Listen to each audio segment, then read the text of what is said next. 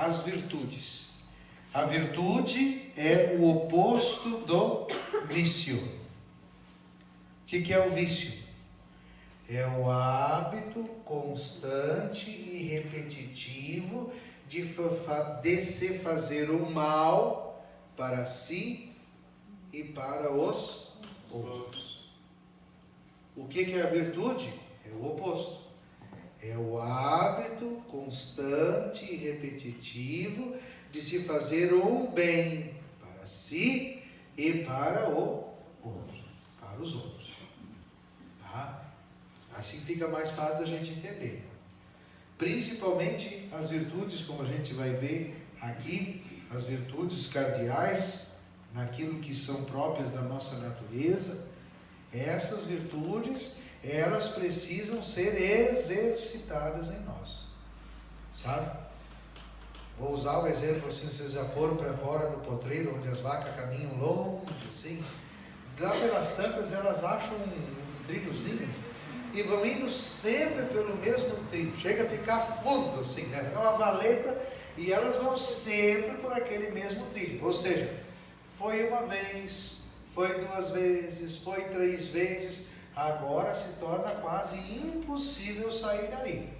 Assim é que nós estabelecemos as virtudes, como também é assim que nós estabelecemos os vícios.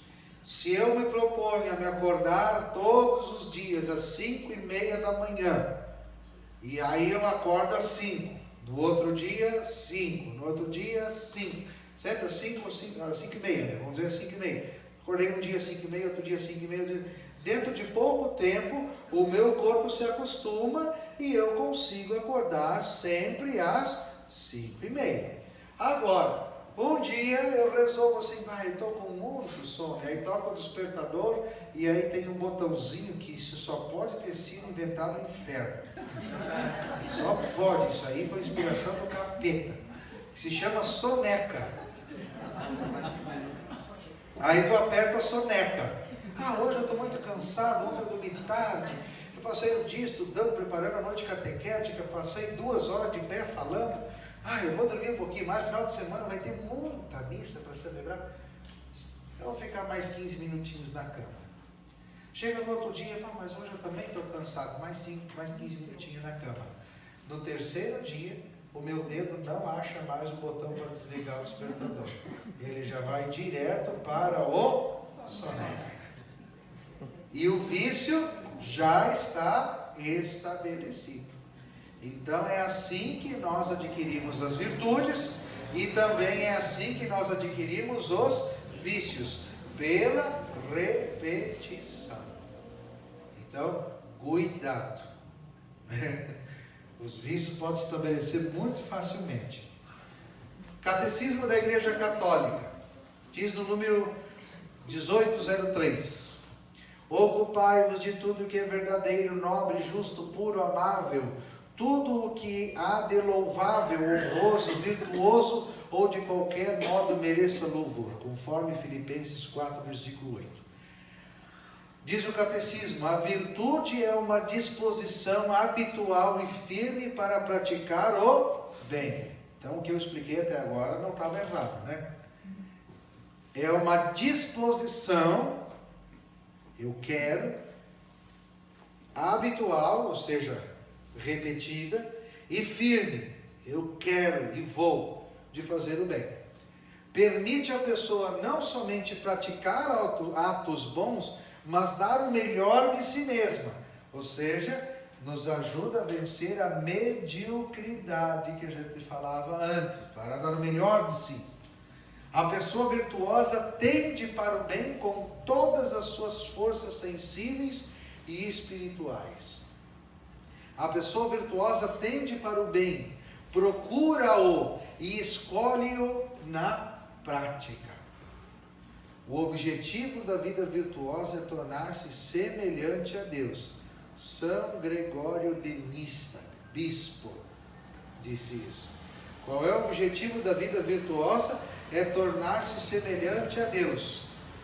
O que é a dignidade humana? É corresponder ao amor de Deus. O que é buscar a santidade? É querer estar na companhia de Deus. Portanto, a prática das virtudes é aquilo que nos torna semelhantes a Deus. Nos devolve aquele sentido original que nós tínhamos na criação. Deus fez o homem à sua imagem e semelhança. Pode passar. Tem as virtudes humanas, ou cardeais, e as virtudes teologais. Vamos adiante. Virtudes humanas são perfeições habituais e estáveis da inteligência e da vontade que regulam os nossos atos, ordenam as nossas paixões e orientam a nossa conduta em conformidade com a razão e a fé, adquiridas e fortalecidas por meio de atos, aqui faltou o de, moralmente bons e repetidos, são purificadas e elevadas pela graça divina. Ou seja, são esses atos, né, fortalecidos pela nossa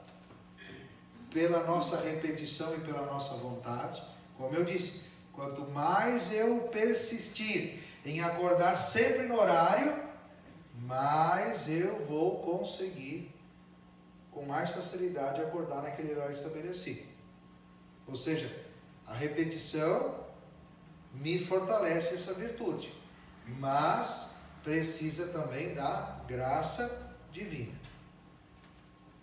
São eixos da vida virtuosa e agrupam todas as demais. São a prudência, a justiça, a fortaleza e a temperança. Prudência, justiça, fortaleza e temperança. A prova da semana que vem todo mundo vai responder certinho, né? Prudência, justiça, fortaleza e temperança. Vamos ver o que é a prudência. Prudência dispõe a razão a discernir em cada circunstância o nosso verdadeiro bem e escolher os meios adequados para pôr em prática. Ela guia as outras virtudes, indicando-lhes a regra e a medida. Ou seja, como foi dito no vídeo, a prudência ela está relacionada com a razão. Então a prudência ajuda a nossa razão a discernir em cada circunstância, em cada realidade, o que é o bem, o que é o correto. Então, nos ajuda a discernir. Próxima, justiça. Consiste na vontade constante e firme de doar aos outros o que lhes é devido. A justiça para com Deus é chamada de virtude da religião. Ou seja, a virtude da justiça, ela está vinculada com o quê? Com a vontade. Então, ela consiste, né, na vontade constante e firme de dar aos outros o que lhes é devido. Ou seja, aquilo que é justo.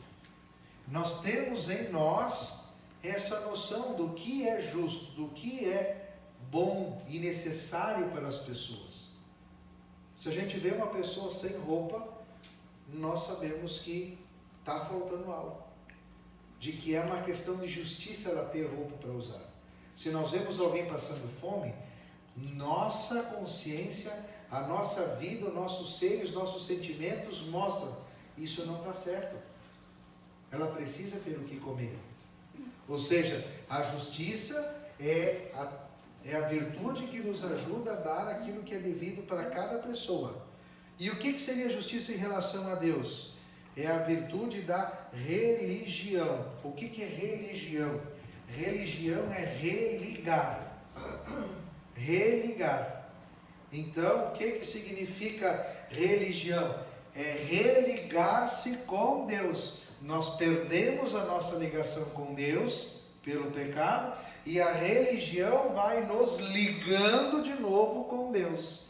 Ou seja, o que é? As pessoas têm aquilo que é devido para elas. É preciso comida, é preciso roupa, é preciso habitação, é preciso coisas que são justas para a pessoa. O que nós devemos justificar para Deus? O que é de Deus? O que pertence para Deus? Nós mesmos.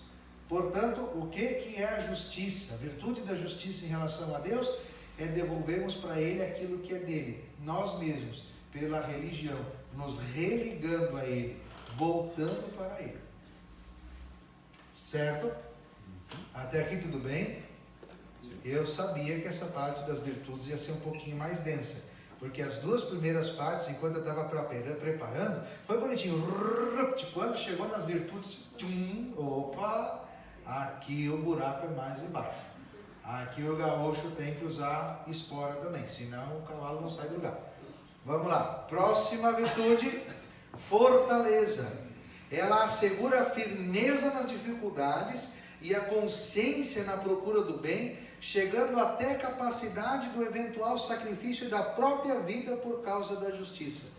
Sabe quem é que é esse homem? São Maximiliano Maria Kolbe.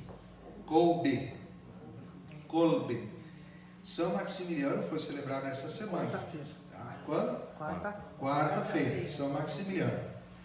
Sabe como é que ele se tornou santo? Ele era um padre e foi preso pelos nazistas. E no campo de concentração, um pai de família ia ser fuzilado e ele se colocou no lugar do pai de família. Tu tem família e filhos para sustentar. Eu sou padre. Deixa que eu morro no teu lugar. O que faz uma pessoa tomar essa decisão? É a virtude da fortaleza. A fortaleza de tomar a decisão certa, por maior que seja a dificuldade, porque é o que tem que ser feito. Todos os mártires são exemplo de prática da virtude da fortaleza. Teve um outro cidadão que eu li o livro da vida dele, também morreu na época do regime nazista, que é o Francis Heinrich. E ele também, eles todos tinham que assinar um termo de adesão ao partido nazista. E ele disse: não, eu não vou assinar, eu não concordo. E aí, ele é chamado de mártir da consciência. Sabe por quê? Porque todo mundo tentou dizer para ele: mas Francis, assina, por mais que tu não concorde, ao menos tu vai salvar a tua vida. Não. Aí ele foi preso. Foi muito interessante, eu quase chorei, porque ele sabia que ele ia ser preso, e ele pegou aquele final de semana e foi visitar os pais. E não contou para a mãe dele, mas chamou o pai e disse: pai, eu vou ser preso e eles vão me matar. E ele se despediu do pai e foi embora. Foi preso. Na prisão, um amigo dele, padre, foi lá e disse: pelo amor de Deus, para com isso, assina. A gente sabe que tu não concorda, como todos nós não concordamos, mas a minha consciência me diz que isto não está certo. Eu não vou voltar atrás. E de fato, o amigo dele disse: então tá, já que tu insiste na tua teimosia, pois eu não vou mais nem te visitar aqui mais dentro do presídio. Antes dele entrar na câmara de gás, ele perguntaram: tu persiste? Sim. Entrou para a câmara de gás para ser morto. Francis Heinrich, o mártir da consciência. O que leva uma pessoa a ser assim? A dar a vida para não pecar, por um pecadinho menor que seja. É a virtude da fortaleza. E aí está São Maximiliano Maria Kolbe. Pode passar? O que são virtudes? Temperança. Modera a sedução dos prazeres, garante o domínio da vontade sobre o instinto e dá a capacidade de equilíbrio no uso dos bens criados. Ou seja, eu preciso pedir muito, exercitar muito a virtude da temperança. Com a temperança nós vencemos a gula, os vícios. Com a temperança, nós vencemos a fornicação, o sexo fora do casamento, desenfreado, as imoralidades sexuais. Com a temperança, nós moderamos todos os nossos instintos naturais.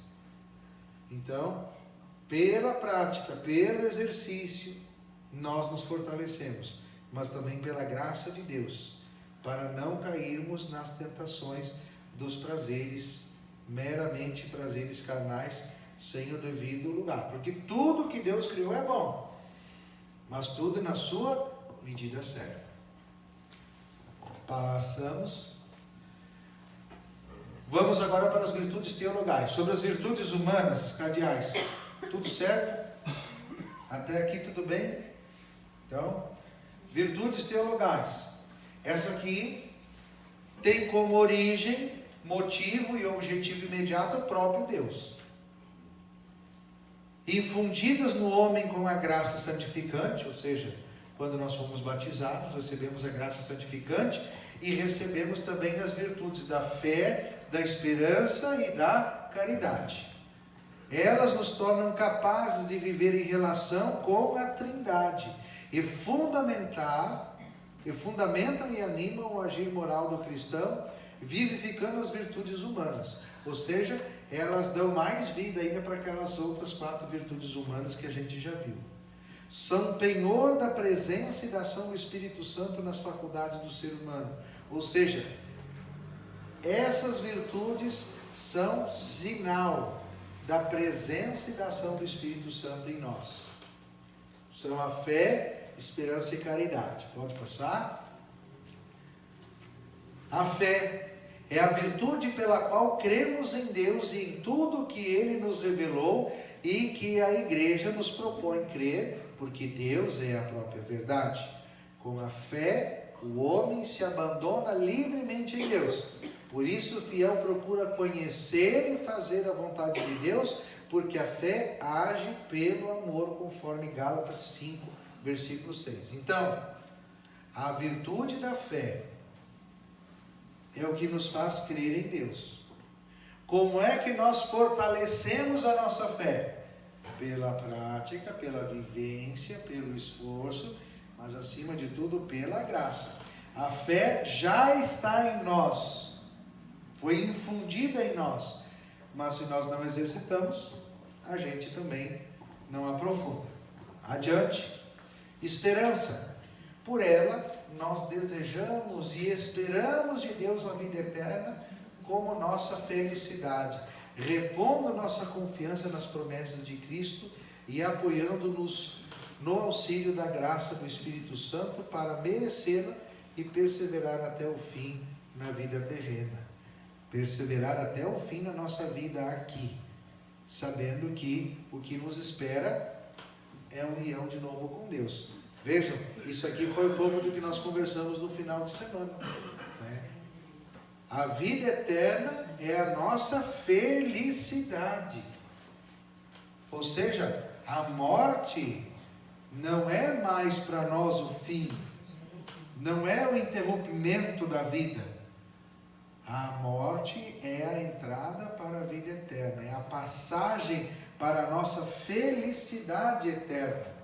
Então, pela esperança, nós desejamos e esperamos de Deus a vida eterna como nossa felicidade. Quando a gente, num momento de despedida de alguém que nós amamos, choramos, sofremos, padecemos, nós choramos, sofremos e padecemos com esperança, nunca desesperados. A gente nunca desespera, porque nós temos em nós a virtude da esperança. Agora, se a gente desespera, ou seja, a gente não tem esperança. Adiante. A última, a caridade. Por ela, amamos a Deus acima de tudo e aos próximos como a nós mesmos. Por amor de Deus, Jesus fez dela um mandamento novo, a plenitude da lei. ela é o vínculo perfeito, conforme Colossenses 3,14. E o fundamento das outras virtudes, que anima, que inspira, que ordena. Sem ela não sou nada, e nada lucro também sem ela, conforme São Paulo, em 1 Coríntios 13, 1-3. Ou seja, a caridade, por ela nós amamos a Deus acima de tudo e ao próximo como a nós mesmos. O que é a caridade? É o amor. Caritas. Nós temos, a caridade, ela é sinônimo de amor. Infelizmente, vamos abrir um parêntese aqui, porque esse também já é o último slide, Só tem mais um slide ali, que eu botei o videozinho de novo, mas não precisamos assistir. Infelizmente, as palavras no nosso mundo vão perdendo a sua profundidade. A palavra amor se reduziu a gostar de alguém, ou gostar de alguma coisa, a ponto da gente dizer que ama as coisas. Eu amo essa sobremesa, eu amo a minha casa, eu amo o meu celular, eu amo o meu carro. Ou seja, a palavra amor se reduziu a gostar muito de. A palavra amor também se reduziu a um ato sexual. Nós vamos fazer amor. Se perdeu. O sentido profundo da palavra amor se perdeu. Como amor é caridade, a caridade também perdeu o sentido. Porque o amor, o que é o amor? O amor, como eu já disse inúmeras vezes, repito, o amor, já te passo a palavra. O amor não é sentimento, o amor é decisão, é comprometimento, é compromisso. O amor não pode depender dos sentimentos. Os sentimentos passam. Saudade é sentimento, ela passa. Tristeza é sentimento, ela passa. Alegria é sentimento e também passa. Eu posso estar alegre, daqui a pouco vem alguém me dar uma notícia triste e pronto. Foi-se embora a tristeza e tomou conta. Foi-se embora a alegria e tomou conta da tristeza. Então, os sentimentos vão e vêm e fazem parte. O amor não pode depender do sentimento. Tanto que no sacramento do matrimônio os noivos dizem: prometo amar-te na alegria e na tristeza. Ou seja, independe do sentimento. Então, o amor é decisão. O amor é comprometimento. Eu me comprometo contigo, independente se tu vai estar bem ou vai estar mal, se tu vai estar triste ou se tu vai estar alegre. Eu me comprometo contigo. Como caridade também é sinônimo de amor, a caridade, como o amor desvinculou-se do compromisso, desvinculou-se do vínculo, o amor, caridade, também perdeu o vínculo. Caridade se resumiu ao quê? Dar uma esmola. Tem alguém, entrega uma moedinha. Vem alguém, pega uma coisa, entrega alguma coisa e manda embora. Mas eu me comprometo com a pessoa? Eu estabeleço um vínculo com a pessoa? Eu trago a pessoa para mim e me comprometo com ela? Não. Eu só faço um descargo de consciência. Ou seja, a caridade também deixou de ser amor para ser simplesmente uma esmola. Uma filantropia. Eu faço porque é bonito, porque é bom e porque daí eu durmo melhor de noite. Mas eu não me vinculo. Eu não estabeleço relação, eu não estabeleço vínculo. Eu digo com muita saudade da época que eu trabalhava com a Casa Marta e Maria, porque não era simplesmente... Nós estabelecemos um vínculo. Era eu, mais alguns seminaristas, as irmãs e as meninas que ali viviam. Foi um vínculo que foi estabelecido, que ia muito além simplesmente do encontro que a gente fazia semanalmente com as meninas. A gente vinha para casa, a gente rezava, as irmãs, olha, aconteceu tal coisa. Nós íamos lá na casa, porque as irmãs elas não têm autorização, por exemplo, para ir fazer visita em casa, para ir lá cuidar das meninas. As irmãs cuidam quem está dentro da comunidade terapêutica, não fora. E quantas vezes nós começamos a fazer de ir para fora, de ir ao encontro e pronto, né? De ir lá visitar a família, de entrar na favela, de entrar no barraquinho, aonde numa casa, gente, pelo amor de Deus, uma peça, não sei se vocês lembram ali, aquela salinha de atendimento do padre ali, a casa onde viviam 7 pessoas, a casa era menor que aquela salinha. O comprimento da casa era um sofá de 3 lugares. Aí a porta abria e encostava no sofá. Esse era o comprimento da peça. Tinha uma cama de casal que para entrar no quarto tinha que passar por cima. Não tinha guarda-roupa, não tinha nada. Né? E a gente via essas coisas e aí entendia muita coisa. Né? Ou seja, eu estou dizendo isso para vocês para mostrar que a caridade não é simplesmente assim. Por isso que, por exemplo, o pastoral da criança não é só ir lá fazer uma visita e deu, não, se compromete. Tem que ir de novo, tem que acompanhar, tem que ver crescer, tem que estar junto. É estabelecer vínculo com as pessoas. É estabelecer uma ligação.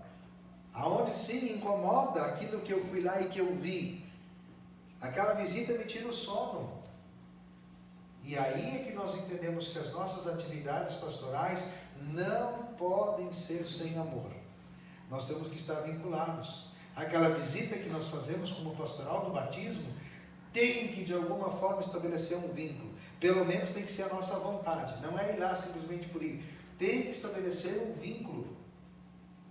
Tem que criar esta relação, porque o amor é essa relação onde a gente se compromete. Eu estou comprometido em despertar o comprometimento dos outros também. Por isso que as nossas crianças também na catequese, o nosso esforço é de despertar nelas um amor que vincula, não que prende, mas que vincula, que gera um desejo de estar ali, de se encontrar com Deus. Quando nós fazemos uma leitura na missa, quando nós preparamos a liturgia, quando nós preparamos os cantos, a gente tem que fazer de tal maneira, num esforço de criar vínculos, de criar desejo, que a pessoa queira estar ali para se encontrar com Deus. Isto é amor, isto é caridade. Isto é uma virtude que nós recebemos, que nos é infusa e que nós temos que exercitá-la para aperfeiçoá-la. E é ela que dá sentido, aquilo que nós vimos aqui, ó. Ela é o fundamento das outras virtudes. É ela que anima, é a caridade que anima, que faz a gente não desanimar. É a caridade que inspira. Como é que a gente vai fazer? Por onde é que nós vamos fazer? Tem que ser assim, para cativar. E é ela que ordena, é ela que põe ordem, que estabelece o que deve ser feito e o que não deve ser feito. Uma vez, e com isso eu termino, depois vamos ver a pergunta dele. Justamente eu fui na casa Marta Maria, e de noite, eu devia estar no seminário às 11 horas da noite. Quase nunca eu chegava às 11 na quarta-feira. Mas, porém, contudo, todavia, nem tanto, eu me esforçava. Mas quando chegou uma certa noite, eram umas 10 horas da noite, e uma menina que já tinha sido interna da casa, que depois saiu e recaiu, estava morando debaixo do viaduto, pertinho da casa, a menina bateu na casa, bateu a campainha, mal, mas muito mal. Isso já era mais de 10 horas da noite. E eu e uma das irmãs nos olhamos. Vamos. Pegamos o carro da comunidade, pegamos a menina, aí fomos num hospital para levar ela. Naquele hospital daí não podiam atender, encaminharam para o outro. Fomos para o outro hospital. Quando já passava perto da meia-noite, eu liguei para o formador. Disse assim, aí eu tive que ligar. Olha, assim, aconteceu isso. E eu estou aqui com as irmãs. Não sei que hora eu vou chegar, sei que eu estou fazendo isso aí, e não sei, vai conhecer. Tudo bem. Só diz assim, tudo bem, faz o que tem que fazer e amanhã a gente conversa. Final da história. Até encaminhar tudo, até nós conseguimos o atendimento, até tudo sem encaminhar, já era 3 horas da manhã. Aí eu voltei para o seminário. No outro dia, acordei, não acordei mais cedo como eu costumava acordar, acordei, fui para a oração comunitária e depois fomos para a aula. Quando eu cheguei em casa de tarde, o formador perguntou, e aí? Como é que está a menina? Não, acho que está bem, vamos ao hospital, contei como é que foi. Disse assim, só que nós quebramos um monte de regras. Eu devia estar em casa às 11, cheguei em casa às 3 horas da manhã. As irmãs também não podem fazer nada fora da comunidade terapêutica, também fizeram. Nós usamos o carro da comunidade, que é de uso exclusivo para a comunidade, nós usamos para fazer uma outra coisa por fora. Então nós quebramos um monte de regras aí, mas tá bem. E para minha surpresa, sabe o que o formador disse? Para fazer a caridade, às vezes a gente tem que quebrar algumas regras. Para fazer a caridade, a gente tem que quebrar algumas regras. Então é este amor. É o amor que coloca a ordem. É o amor que estabelece o que é o correto. Às vezes o correto é justamente quebrar a ordem estabelecida para fazer um bem maior. Então isto é caridade. Essa é a virtude que a gente é chamado a viver no nosso dia a dia. Como é que ia ficar a sua consciência se você não tivesse agido dessa forma na tentativa de salvar alguém? Sim. Por isso que o amor é o que move. Não é só um mero sentimento. Não pode ser só pena da pessoa. Ah, coitadinho, está ali com fome, então eu vou fazer uma coisa para ele. Não, não é fazer por pena. É uma decisão pela pessoa. E porque é certo, porque é justo, porque é correto, porque é prudente, porque exige uma decisão forte e porque é prudente fazer. Aí a gente faz. Porque a fé nos inspira. A esperança na vida eterna é o que dá sentido. E a caridade é o que orienta toda a nossa vida. Edson, eu queria perguntar, diga. Com tudo que a gente viu hoje, e na união de duas pessoas, hoje em dia, chega às vezes um certo ponto que um tira a vida do outro dentro de um casamento. E depois, se às vezes acontece esse tipo de coisa, que o senhor for ajudar e as irmãs. Também. Por que a família se entrega? É porque se perdeu a caridade. É justamente o amor, como dizia o Padre Zezinho na canção há quase 70 anos atrás, o amor virou consórcio, compromisso de ninguém. Acho que é uma utopia. Aquilo que eu dizia na missa hoje, né? O pessoal não acredita mais no amor, no comprometimento, na fidelidade, no vínculo estabelecido. E não é que não confia no outro, é uma desconfiança de si próprio. Os jovens hoje, quantos iniciam uma faculdade, fazem um tema, não quero mais isso. Aí vai, não quero mais isso. Aí vai, não quero mais isso. Aí está com 40 anos, ele não se decidiu exatamente. Eu me formei, mas ainda não é bem isso que eu quero fazer. Ou seja, a pessoa não tem mais confiança em si própria. Eu não posso dizer que eu vou me comprometer contigo, porque eu não sei, no final do ano eu posso mudar a minha opinião. Então não é que eu não confio em ti, eu não confio em mim. Por isso eu não consigo estabelecer, eu não tenho uma estabilidade em mim mesmo naquilo que eu sou. Eu não tenho um vínculo de amor para comigo mesmo. Eu não tenho direção, eu não tenho sentido. E aí, se nós formos olhar bem na causa, é porque eu ainda não entendi o sentido da minha